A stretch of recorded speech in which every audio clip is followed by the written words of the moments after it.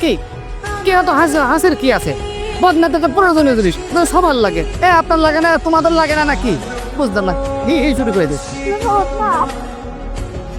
গরিব আমি যা পারছি তাই দিয়েছেন।